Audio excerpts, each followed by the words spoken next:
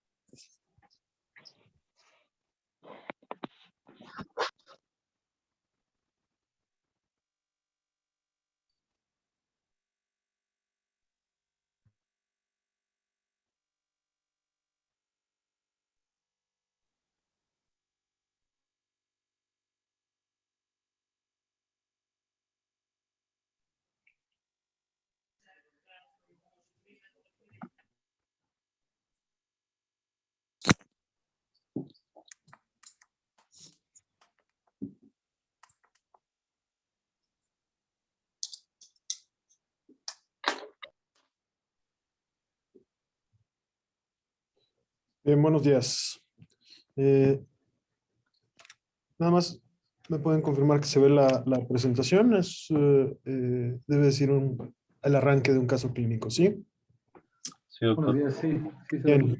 ve. Bueno, la intención hoy es discutir algunos casos que puedan facilitar el aprendizaje de lo que ustedes ya revisaron, tanto en el video de Gerardo como en el texto.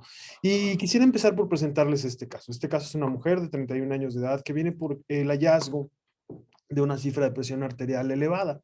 En una evaluación para una contratación laboral le encontraron 180 sobre 125. Después de una hora de tenerla en reposo, la paciente siguió con 130, 105. No hay historia familiar o personal de relevancia. Y al interrogatorio intencionado, la paciente refiere que ha tenido calambres y miembros inferiores y nicturia de 2 veces durante los últimos 5 años que llegó a considerarla normal. Con esos datos clínicos, ¿qué contestarían en una pregunta como estas? ¿Cuál es su sospecha diagnóstica? Que una mujer de 31 años, aquí está, tuviera hipertensión arterial idiopática o primaria, que tuviera una hipertensión reactiva, que tuviera hipertensión secundaria, que tuviera lo que le llaman hipertensión de bata blanca, que quién sabe si exista. Y por último, no es concluyente, necesito al menos otra medición en otro día para ponerle diagnóstico a esta paciente. ¿Qué contestaría en una evaluación como esta? Que se necesita otra medición. ¿Alguien más estaría en desacuerdo? Hipertensión arterial secundaria. Sí, lo más probable es que esta paciente tenga hipertensión arterial secundaria. Esas cifras de presión arterial, me regreso un poquito para que las vuelvan a ver, de 180 sobre 125 y de 130 sobre 105, aún y que estuvieras en una prueba de esfuerzo, están más allá de la respuesta presora normal. ¿Están de acuerdo? Y entonces, una mujer de 31 años que no tiene ningún otro antecedente, tenemos la obligación de descartar causas secundarias. Y entonces, tenemos que pensar en que esta mujer tiene una hipertensión secundaria. ¿Qué me hace sospechar esto? Bueno, que hay ausencia de factores de riesgo cardiovascular, que no tiene historia familiar de hipertensión, la edad de presentación, ¿sí? La edad de presentación y los datos clínicos que orientan a alteraciones electrolíticas, como son los calambres y la nicturia, podrían hacernos pensar que la etiología de este caso en particular sea una etiología secundaria. Si yo les pusiera de estos, ¿cuál de los siguientes hallazgos aumenta la sospecha de que su paciente tenga hipertensión arterial secundaria? ¿Qué contestarían? Una edad mayor de 40 años, que no tenga factores de riesgo cardiovascular, perdónenme, que no tenga factores de riesgo cardiovascular, que sea una hipertensión de fácil control con 2 o 3 antihipertensivos, que esté estable al manejo con antihipertensivos. La ausencia de O factores la ausencia de riesgo. factores de riesgo. La ausencia de factores de riesgo. Perfecto. La ausencia de factores de riesgo cardiovascular es un criterio que orienta a que pensemos que esta paciente tiene hipertensión arterial secundaria. ¿Cuáles son los factores de riesgo cardiovascular que frecuentemente coinciden con el hallazgo de hipertensión? Bueno, ustedes ya discutieron síndrome metabólico con René y es la obesidad, la diabetes, la resistencia a la insulina, la dislipidemia, el hígado graso, otros como tabaquismo, sedentarismo, estrés, obesidad abdominal, son factores que pueden favorecer la presencia de hipertensión. Y en general, dependiendo de las causas, la hipertensión secundaria suele ser una hipertensión de buena magnitud, una hipertensión difícil de controlar y que puede tener daño a órganos blancos de forma acelerada. Hay algunas excepciones que ustedes deben haber revisado ya, incluyendo los problemas de secreción de aldosterona que pueden no tener tanto daño a órgano blanco, pero en general una hipertensión secundaria debemos pensar esto. Bien, de estas evaluaciones de gabinete y laboratorio, perdóname que hice de laboratorio, pero debo decir gabinete y laboratorio, le servirían para orientarse hacia una potencial causa secundaria. ¿Qué le pedirían a este paciente? Biometría, química sanguínea, perfil de lípidos, o un examen general de orina, urocultivo, o teletórax, TAC de abdomen, electrolitos séricos y urinarios, o un electrocardiograma. Entiendo que podrían decir, pues todo me sirve, doctor, pero si tuvieran que priorizar 1, 2, 3, 4 o 5, ¿qué pedirían? ¿Qué creen que sea más útil en esta TAC de abdomen. ¿Perdón? TAC de abdomen. Como paso inicial. Ah, no, Se ese ya tiene, es como paso final. se tienen que priorizar las más básicas, ¿no, doctor? ¿Ah? Y entonces, ¿cuál creen que sea más útil? Ya mi cursor se cansó de estar ahí señalando, pues. Pues La biometría. electrolitos, biometría, Habría que química. pensar en un paciente como estos, que tiene calambres, que tiene hipertensión, que empezó en una edad joven, que no tiene factores de riesgo, que lo primero que tienes que descartar es que tenga hipertensión hipocalemia. hipertensión, hipocalemia, te orientaría hacia aldosteronismo. Y entonces habría que ver inicialmente los electrolitos séricos y urinarios, documentas hipocalemia o documentas hipercaliuria, y entonces eso sugiere la presencia de un aldosteronismo y pasas ya a las siguientes determinaciones, ¿no? Si hay daño a órgano blanco, pues, o si sospechas daño a órgano blanco, entonces ya vas a evaluar todo esto, pero no te dice en general si hay causas secundarias. Digo, puede haber una coartación de aorta, pero entonces tienes un cuadro clínico distinto, ¿no?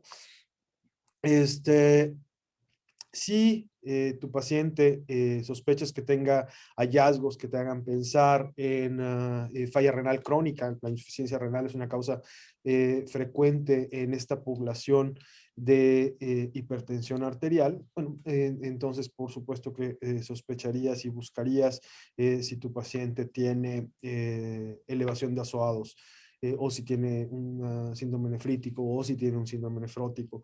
Pero en esta paciente en particular buscaríamos que tuviera hipocalemia. Y entonces, como bien decías, el TAC de abdomen no es parte de la evaluación inicial en estos casos, pero puede ser parte del abordaje diagnóstico para decidir qué vamos a hacer. Ya les salió que esta paciente tiene hipocalemia. ¿Qué paso sería el siguiente? ¿Qué le pedirían lo siguiente?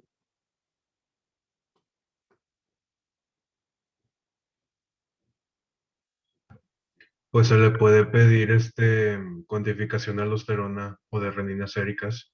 Exacto, la relación de la actividad plasmática de renina, digo, de la aldosterona y la actividad plasmática de renina. Entonces, a esta paciente le hicieron lo que tú sugerías y tiene una relación PAC-PRA en 63. ¿Cuál sería su primera posibilidad diagnóstica en este caso? Pues ya con el Aldosteronismo primario. potasio bajo ya nos daría pie a pensar que es un aldosteronismo. Ajá. Más esta. Entonces, Primario, porque tiene la renina baja. ajá. Y entonces irías por un aldosteronismo primario, ¿no? Eso sería lo que ustedes pensarían. Y tiene, pues bueno, la sospecha de esto. Si tú tienes a alguien que tiene hipocalemia, hipercaliuria, niveles plasmáticos de actividad plasmática de renina menor a 3 o un PAC-PRA mayor a 20 o mayor a 40 si quisieras una mayor especificidad diagnóstica, pues entonces lo que sugiere es que tu paciente tiene un aldosteronismo primario. Y entonces, les tengo alguna pregunta ahora de tratamiento. Si ustedes pensaran que esta paciente tiene una hiperplasia adrenal bilateral idiopática, ¿qué le darían de tratamiento a una paciente como esta? Espironolactona. Espironolactona. Espironolactona. Muy bien. Y entonces, pues la espironolactona y la amiloride, que no está disponible en México, al menos no de forma sencilla, es lo que ustedes esperarían utilizar como tratamiento en una paciente como esta. Quiero decirles que estoy sumamente contento de que la discusión y el entendimiento del caso vaya así de fácil. Me da gusto que estén estudiando, de verdad. Bien, ya le dieron espironolactona a esta paciente.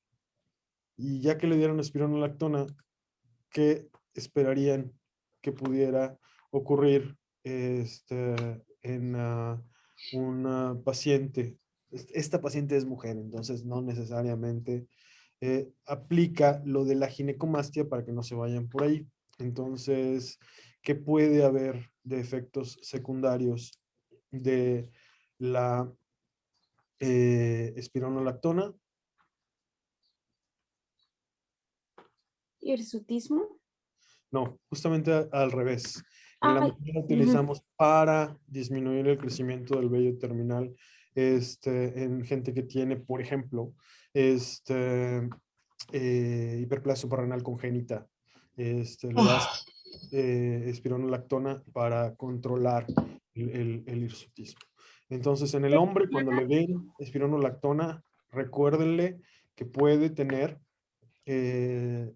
ginecomastia, que puede haber el efecto en el líbido. Búsquenlo cuando vean a su paciente de seguimiento, y esto pues les permitirá titular la dosis, optimizar la dosis y, en su caso, decidir tratamientos diferentes, ¿ok?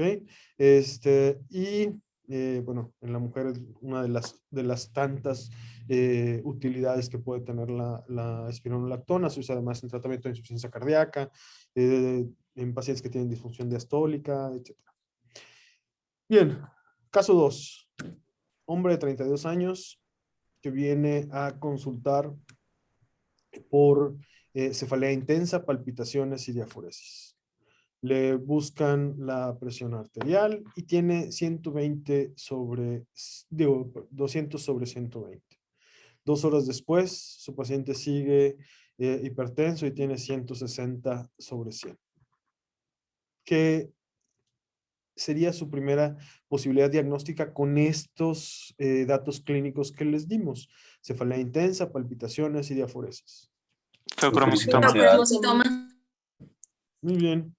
Feocromocitoma es una de los diagnósticos diferenciales. De hecho, es el diagnóstico más probable. Con alguna frecuencia, pacientes con feocromocitoma los traen paseando, recibiendo benzodiazepinas o tratamientos para la ansiedad.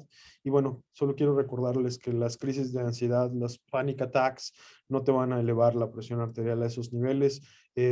Cuando vean a alguien que tiene esta triada de cefalea, palpitaciones y diafuresis y está hipertenso, su primera posibilidad es que sea un feocromocitoma. ¿Ok?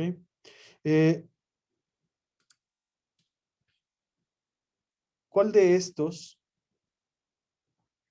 sería un escenario clínico en el que se les incremente la sospecha clínica de un feocromocitoma? Alguien que tiene poliuria, nocturia, calambres, alguien que está incrementando peso, alguien que tiene hipertensión que se agrava con el uso de anticongestivos nasales simpático-miméticos, o crisis de hipertensión arterial durante la inducción de una anestesia, o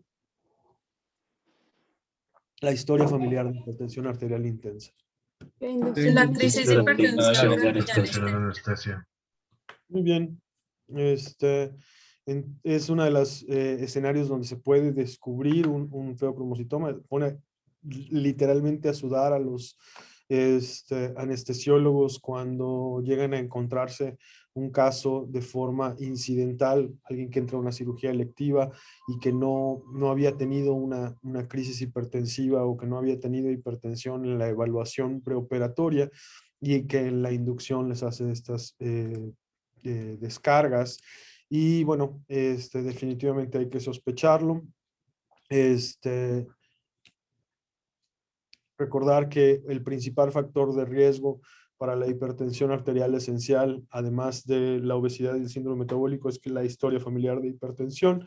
Y bueno, todos los sujetos de cualquier etiología, recuerden que si les da simpático-miméticos pueden tener incremento en la presión arterial. No es raro, y bueno, ya no hay en México pseudoefedrina, pero la gente que utilizaba pseudoefedrina de forma frecuente y subrepticia para tratar alergias nasales, con frecuencia eran candidatos a tratamiento antihipertensivo, y de repente te dabas cuenta que lo que tenía era la utilización de fármacos de venta libre que contenían pseudoefedrina. En este paciente, ustedes sospechan, como bien dijeron, un feocromocitoma. ¿Cuál de estos solicitarían para avanzar en la posibilidad diagnóstica del feocromocitoma? La resonancia magnética de abdomen con el énfasis en las suprarrenales, un gamagrama con metayodo benzilguanidina, una prueba de clonidina, las catecolaminas y metabolitos de las catecolaminas en orina de 24 horas o la prueba de estimulación con glucagón. Las catecolaminas y sus Catecolaminas y metabolitos. metabolitos. Muy bien. Y entonces resulta que al medir las catecolaminas urinarias y o plasmáticas cuando los pescas en una crisis, tiene una alta sensibilidad, es una de las pruebas más sensibles que podemos tener.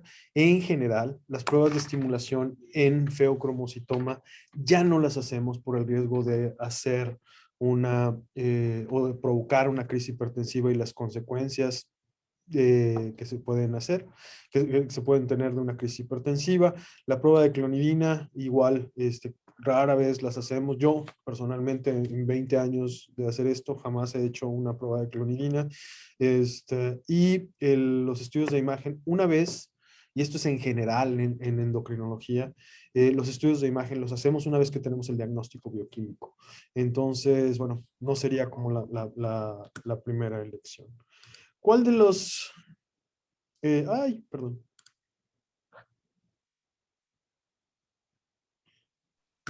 Creo que ya vieron la respuesta. Entonces, después de que confirman que el paciente tiene un feocromocitoma, ya sabe que ahora mide 3 centímetros, está en la glándula suprarrenal derecha, lo van a mandar a cirugía, le van a poner un bloqueo alfa-adrenérgico. ¿Cuál sería su primera elección de estos fármacos para el bloqueo alfa-adrenérgico? Fenoxibenzamina. Pues sí, como estaba resaltado en la diapositiva que les pasé sin creer, efectivamente la fenoxibenzamina es el medicamento de primera elección. En México es difícil de conseguir y utilizamos prazosina, con buen resultado. Pero si tienen las dos opciones, sobre todo aquellos de ustedes que les va a tocar practicar en lugares como Monterrey o Tijuana, o lugares donde tienes un buen acceso en la frontera, puedes conseguir fenoxibenzamina sin problema. Hola, doctor. Sí. Bueno, leí que se le puede dar beta bloqueadores, sin embargo, primero tienes que administrar alfa bloqueadores. O sea, lo remarcaba muy así, pero Ajá. bueno, en lo personal no encontré por qué. Ajá. Entonces, Ok. De hecho, la pregunta que les tenía siguiente está relacionado a eso. En un paciente como ¿cuál medicamento no debe ser utilizado antes de hacer un adecuado bloqueo alfa-adrenérgico? Y bueno, pues como tú ya lo dijiste, ya no voy a hacer la pregunta, pero son los beta bloqueadores, ¿sí? El pranolol, por ejemplo, y es por una razón sencilla. Si tú tienes el beta bloqueador y lo utilizas antes de alcanzar el bloqueo alfa-adrenérgico, incrementas el riesgo de que tu paciente haga una crisis hipertensiva. ¿Ok? pero a una crisis hipertensiva compensadora, tal vez, o Imagínate que tú tienes los receptores alfa y beta, sí. y solamente le das el beta bloqueador. Y entonces tienes mucho efecto sobre el inotropismo, sobre el cronotropismo, empieza a bajar la frecuencia cardíaca y tienes los receptores alfa abiertos. ¿Qué va a suceder con la presión arterial?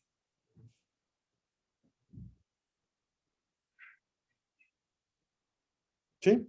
Pues se va a disparar. Se va a disparar, sí. ¿Ok? Y entonces eso es lo que tienes que hacer. Bloquear primero los receptores alfa para que cuando des el beta bloqueador, entonces ya no tengas el incremento del riesgo de hacer la crisis hipertensiva. ¿Sí? Sí, muchas gracias.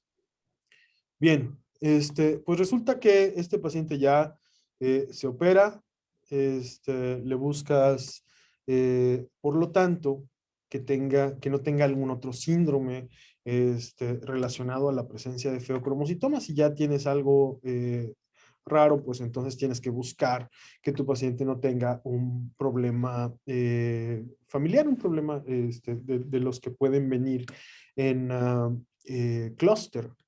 Y entonces, ¿cuál de estas entidades podría estar asociada con el tumor que tiene este paciente? Un carcinoma medular de tiroides, un prolactinoma, tumores pancreáticos, enfermedad de Cushing, y tumores de células de Leydig. El Sí, medular de sí, tiroides. Medular de tiroides. Medular. Sí es. Entonces, medular de tiroides, feocromocitoma y tumores de paratiroides son la asociación frecuente, sería un MEN2. Ahorita les voy a ver si tenemos oportunidad, les presento rapidito un caso real que tuvimos aquí en la consulta de un MEN2B. Con neuromas y que, bueno, la realidad es que son infrecuentes y quisiera ver si tengo oportunidad de compartirlo con ustedes. Muy bien,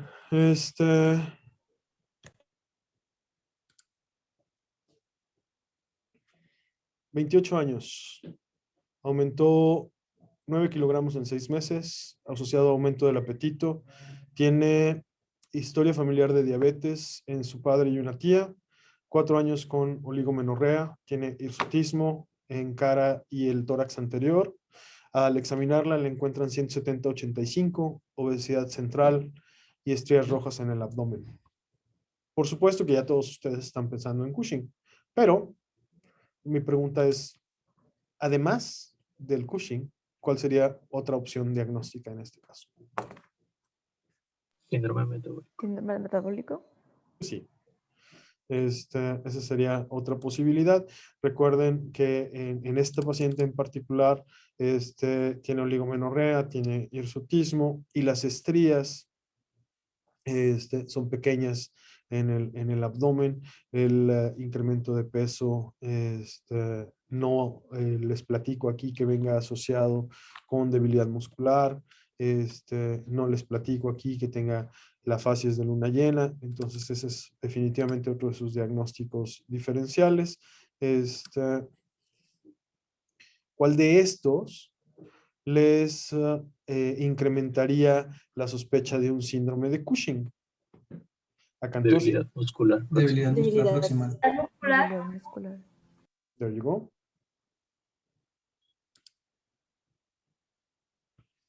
¿Cómo son las estrías del Cushing? Mayores a Mayores a un centímetro. Ok. Yo creo que ya la de la hipocalemia ya no se las agrego. Y las pruebas diagnósticas las vieron con Gerardo, ¿verdad? Sí. Sí, doctor. Ok. Doctor, yo Sí. tengo una pregunta. A ver. En la práctica, ya dentro de la práctica, eso de la debilidad muscular proximal, decía que le pidiéramos al paciente que hiciera algunas sentadillas, que se le Ajá. dificulta subir y bajar escaleras. Pero, o sea, dentro de la práctica, está en el consultorio, sentado en su sala de espera y se va a parar y va a entrar a su consultorio. O sea, ¿cómo lo podemos reconocer aparte de las Hay pruebas características? semicuantitativas. Si tú le pides a tu paciente que se pare en tándem, y no lo voy a actuar, que se pare en tándem con un pie delante del otro y trate de mantener los brazos a los lados. Tu paciente que no tiene debilidad muscular proximal, lo pueden intentar ustedes ahora, debe durar más de 10 a 12 segundos antes de empezar a tambalearse. Alguien que tiene debilidad muscular proximal empieza a tambalearse antes de los 10 segundos.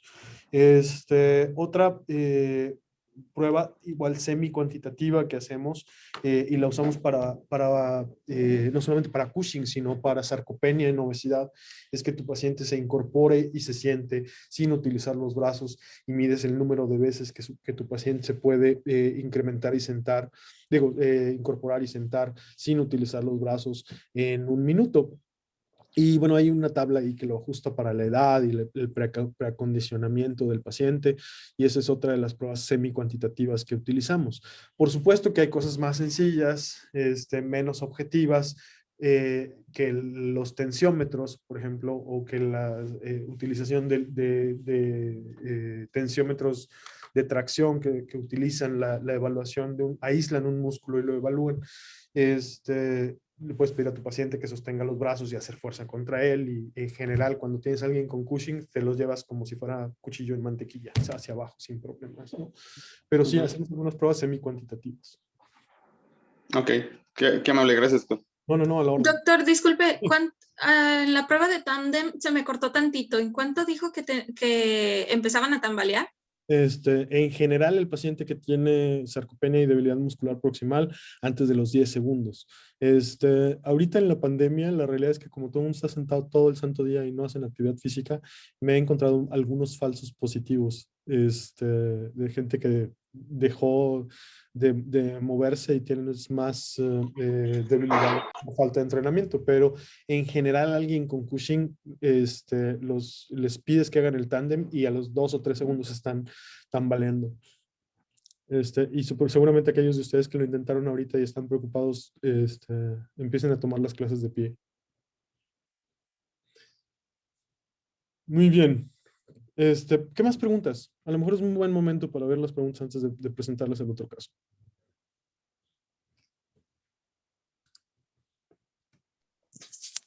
Doctor, yo tengo una duda pues, sobre lo de Cushing que vimos ayer. Me quedó la duda de cuando se empiezan a hacer las pruebas, primero las de screening, creo, o que son las primeritas, que se hace la de la supresión con Dexa en la noche, con 1 miligramo, y la de orina. ¿Se hacen las dos al mismo tiempo o se hace una y luego la otra? Es que ayer me quedó, porque escuché que el doctor dijo que al mismo tiempo. Sí, en general hacemos las dos. Le pides al paciente que recolecte la orina y le toman la muestra en el ayuno. Lo que hacemos, por ejemplo, para ver el cortisol urinario libre, es le pides a tu paciente que empiece a recolectar la orina la noche anterior, la mañana anterior, y llegue al laboratorio al día siguiente con la colección desde la segunda orina del día previo hasta la primera del día de la toma de muestra. Y le tomas el cortisol en la mañana, le das en la noche de ese día, o si decides darle 1 miligramo en bolo, o si decides repartirlo, le das la dosis y le tomas el cortisol al día siguiente. Hay muchísimas pruebas para Cushing, y uno de los problemas cuando tienes tantas pruebas para una sola enfermedad, es que algunas de ellas van a operar mejor en unos pacientes que en otros. Y si buscas cuál es la más utilizada como primer contacto, es la supresión nocturna con 1 miligramo para tamizaje. Esa es la más utilizada porque es muy sencilla.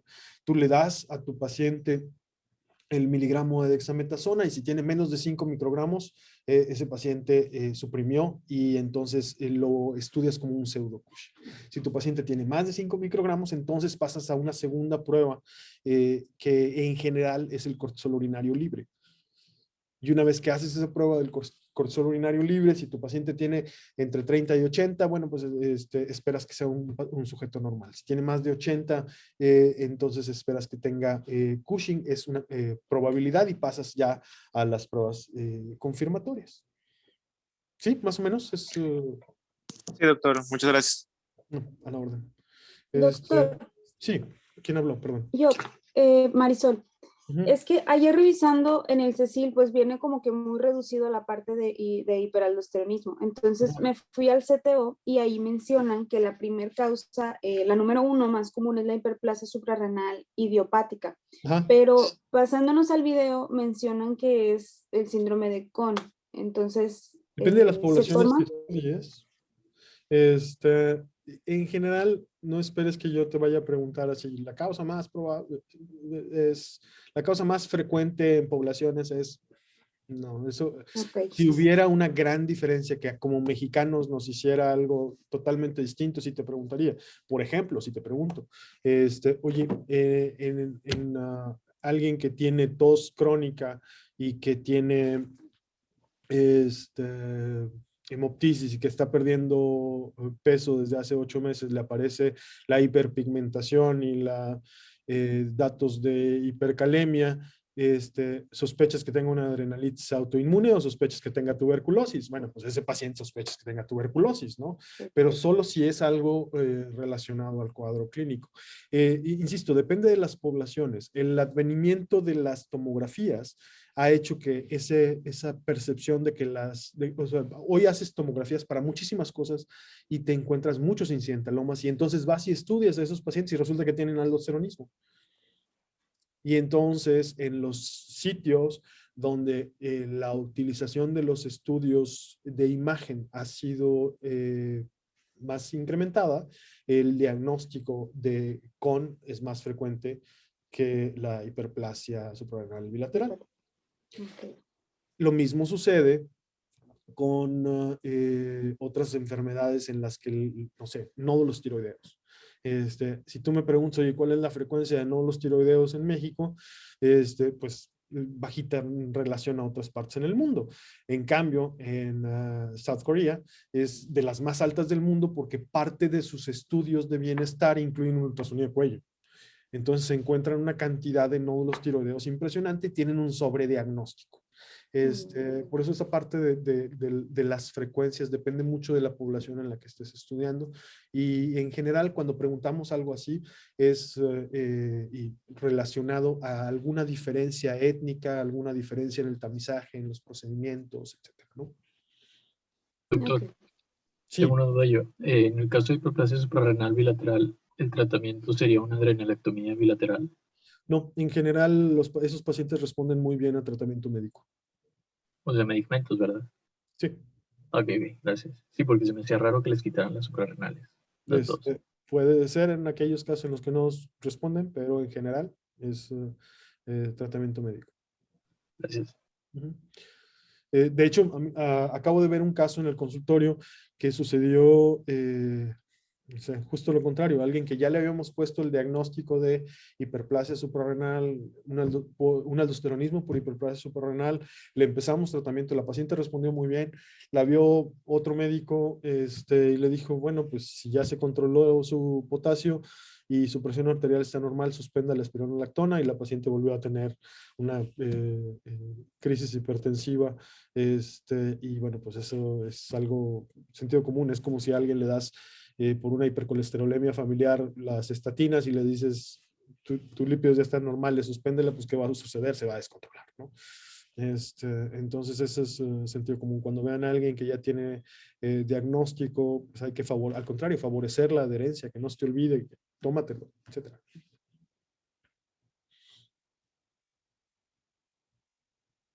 Bien, ¿quieren ver el caso de la... Déjenme buscarlo nada más, no me tardo.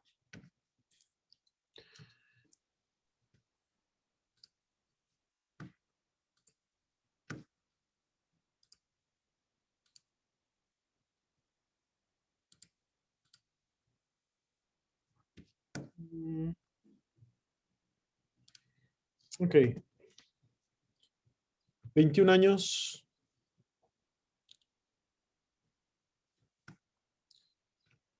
Seguramente muchos de ustedes se les puso la piel de gallina ahorita, 21 años y casada.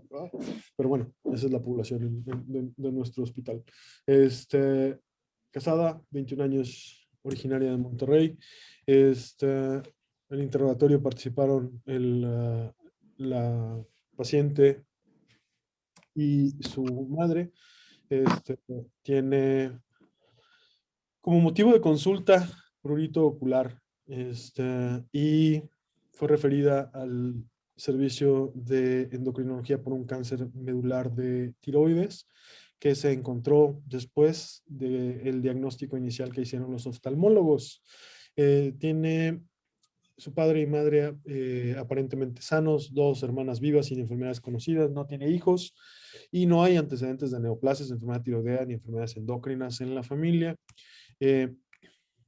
Tabaquismo realmente leve y consumo de alcohol ocasional.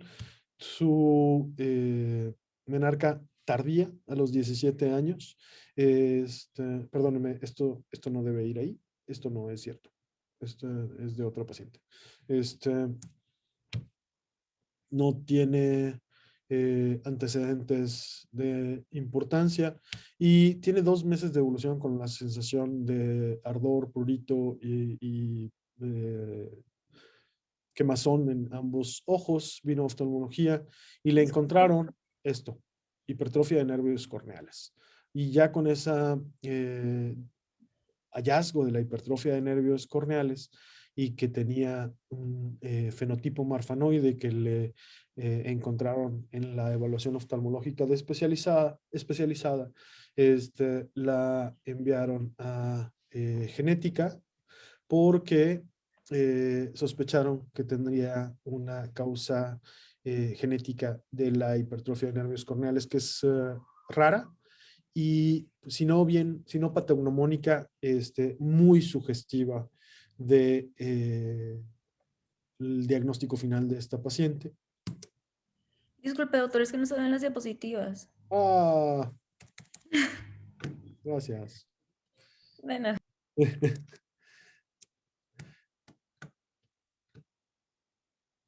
Supongo que es como cuando alguien estaba escuchando la narración de un partido de fútbol y escucha a los demás gritar. Ahora sí, gol. ¿Ya? Sí, ya, doctor. Ya, doctor. Ok.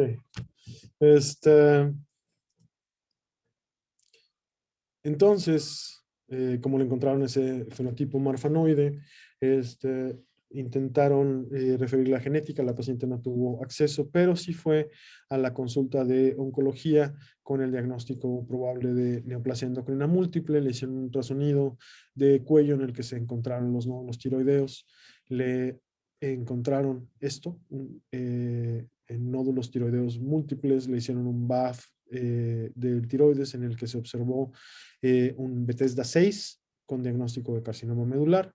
Se le hizo una tomografía de tórax y abdomen contrastada. La paciente se encontraba normotensa. Tenía algunas lesiones dérmicas, cefalea ocasional y pues básicamente nada. No hay paroxismos de ansiedad, palpitaciones, diaforesis, nunca hipertensión o taquicardia. Y la paciente tenía un índice de masa corporal de 17. Esta era su presión arterial, su frecuencia cardíaca, saturaba normal al aire ambiente, las máculas en el antebrazo izquierdo, el hábitus marfanoide, bocio al doble del tamaño normal, con un crecimiento asimétrico, mayor en el lóbulo tiroideo izquierdo. Se palpaba el nódulo. Nada importante en el tórax y en el abdomen, a excepción hecha del tórax alargado.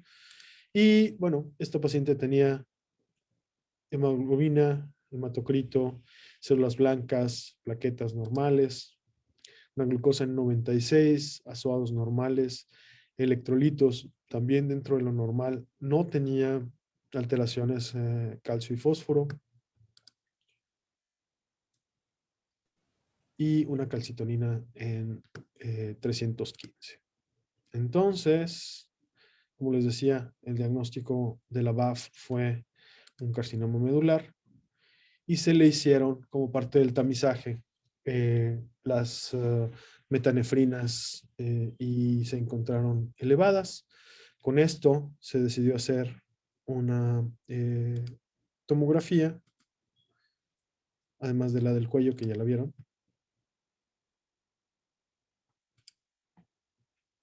Y en la glándula suprarrenal derecha tenía una tumoración de bordes bien definidos, con un lavado de 50%, que sugería la presencia de un feocromocitoma. Y entonces, pues esta paciente tenía el diagnóstico de una MEN2B. Tiene además algo en el interrogatorio, yo la vi después de que la presentaron en la sesión, que me llamó mucho la atención. Tenía estreñimiento de muy larga evolución, y si bien nunca se estableció el diagnóstico de Hirschsprung, la paciente tenía una mala función intestinal, y bueno, pues era una de estas sospechas. Un caso interesante, desde el punto de vista de la frecuencia del diagnóstico, es infrecuente. 2, que es un caso esporádico.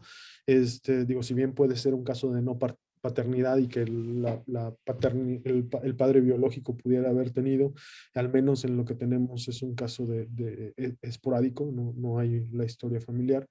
Y la otra cosa interesante es que la diagnosticó un oftalmólogo por un hallazgo que pues, no estaba relacionado y literalmente le salvó la vida porque la paciente se operó del carcinoma medular y fue una cirugía completa y hoy tiene esencialmente indetectable los niveles de calcitonina y pues le cambió la vida. Se estudió a los hermanos y los hermanos no están afectados.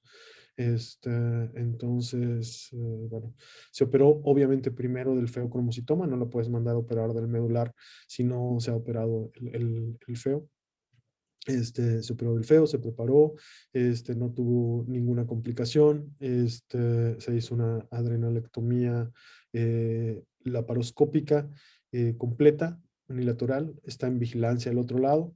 En la tomografía no se encontraron lesiones en otro sitio, tiene catecolaminas normales, se operó después una tiroidectomía total, se resecaron los ganglios, tuvo ganglios negativos y pues esencialmente está en remisión ahora. Entonces es un caso así interesante, bonito, y en el que pues es de ese 10% de feocromocitomas que vas a tener normotensos y que seguían normotensos y que se diagnosticó a partir de la asociación de un carcinoma medular de tiroides, ¿no? Preguntas de este caso. Me parece un caso interesante para compartir con ustedes porque tiene algunas características peculiares. Doctor, entonces la hipertrofia de los nervios corneales es patognomónico de la neoplasia endocrina múltiple 2 o de ambas. No es patognomónica, pero es, como le dicen los clínicos viejitos, cuasi patognomónica.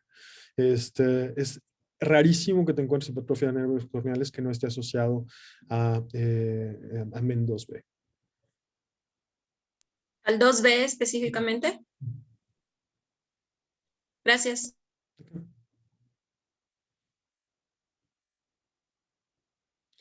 Muy bien. ¿Preguntas?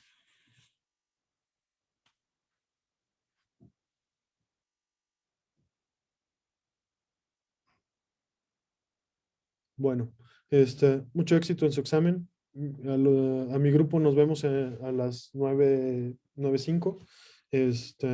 Y cualquier cosa sigo a sus órdenes. Nos vemos entonces con todos en nutrición y con mi grupo a las 9 y cachito. Doctor, sí. ¿Las instrucciones para mañana las van a poner en el canal de Teams o en plataforma? No lo sé, lo que sí puedo arreglar ahorita es hablar con el doctor Lavalle y que les ponga un aviso en dónde van a comunicar esto. En general, lo que hacemos, al menos con el examen de nutrición, es publicar simultáneamente la clave de acceso al examen en los dos canales. Entonces, supongo que eso es lo que va a hacer Fernando, pero no tengo la certeza porque él se encarga de esto. Doctor, me surgió otra duda. En esto del aldosteronismo primario, que le haces las pruebas de postura, en el caso de aldosteronoma, que dice que si disminuye si disminuye los niveles de ACTH, o no me acuerdo qué era lo que disminuía, que se mantenía, sí, que disminuía, perdón. No se debería mantener elevado, perdón, el aldosterona porque está teniendo una producción autónoma, el adenoma. La pregunta... lo dije todo mal, perdón. En las pruebas de postura, cuando estás detectando ya una prueba de localización, que te dice que si se eleva la aldosterona, nos deberíamos de orientar hacia una hiperplasia, y si disminuye la aldosterona, nos deberíamos de orientar hacia un aldosteronoma. ¿Por qué disminuiría si la producción del aldosteronoma es autónoma? Ok. La prueba dinámica que más utilizamos es la carga de sal. Es mucho más estandarizada y es la que más se utiliza. Ahora, sí, efectivamente, la utilización de las pruebas posturales, lo que tratan de hacer es ver esa dependencia y autonomía de secreción. Y la elevación de los pacientes que responden, de los adenomas que responden. Hay un subtipo de adenomas que se llaman RRAs, Renin Responsive Adenomas. Estos Renin Responsive Adenomas son bastante más respondedores a la postura que la mayoría de ellos. Entonces, básicamente no hacemos las pruebas posturales porque tienes un espectro de autonomía o un espectro de independencia en los adenomas, y la carga de sal es una carga estandarizada. Y esa es básicamente la que más se utiliza. Ahora, si me dices, oye, la carga de sal es una respuesta estándar, es fácil de hacer, no. Tienes que saber que la colección de orina esté bien hecha, tienes que saber que el paciente no esté cambiando de postura cada poquito, tienes que tener el paciente en reposo. Entonces, en general, esas pruebas las hacemos en una metabólica, con un protocolo así súper estandarizado, y aún así tenemos errores. Ok, gracias. Me regreso a tu pregunta. Los adenomas tienen un espectro de autonomía, y los adenomas que responden a la renina son los que menos sufren. Gracias.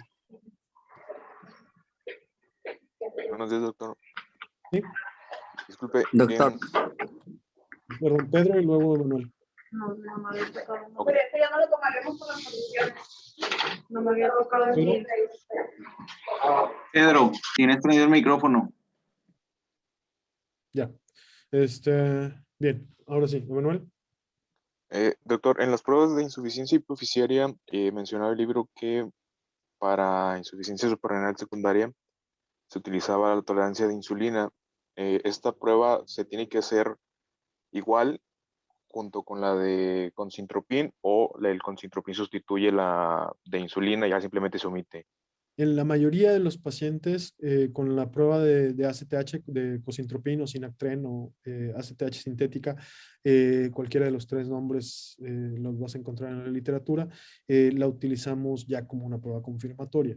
En aquellos pacientes que no tienen ninguna contraindicación, que son de bajo riesgo, y que quieres hacer la prueba estándar de oro, o que estás haciendo un estudio de investigación, ahí sí preferimos la prueba de hipoglucemia. Cuando vas a estimular múltiples hormonas, que vas a estimular cortisol y hormona de crecimiento, por ejemplo, podría ser un factor que te haga inclinarte a hacer la prueba de hipoglucemia, porque con un solo estímulo tienes las dos. Pero para insuficiencia suprarrenal, la mayoría de nosotros utilizamos ya la prueba de estimulación porque tiene mucho menos riesgos que poner a alguien a una hipoglucemia. Muchas gracias. La prueba de tolerancia a insulina, creo que siempre tuvo un nombre inapropiado. Insulin Tolerance Test no describe lo que realmente estás haciendo. Lo que estás haciendo realmente es provocar una hipoglucemia en tu paciente. Y entonces creo que debería llamarse así: prueba de hipoglucemia. Prueba de estímulo con hipoglucemia. Muchas gracias, doctor. Bien. Doctor. Sí. No es duda de la clase, es que al principio tuve problemas de conexión, no sé con quién tenga que hablar. Yo tampoco, pero reporta a endocrino. A ver. Ok. Muy bien. Éxito. Buen día. Muchas gracias, doctor. Que tenga buen día. Gracias, doctor. Buen día. Gracias, doctor. Buen día. Gracias.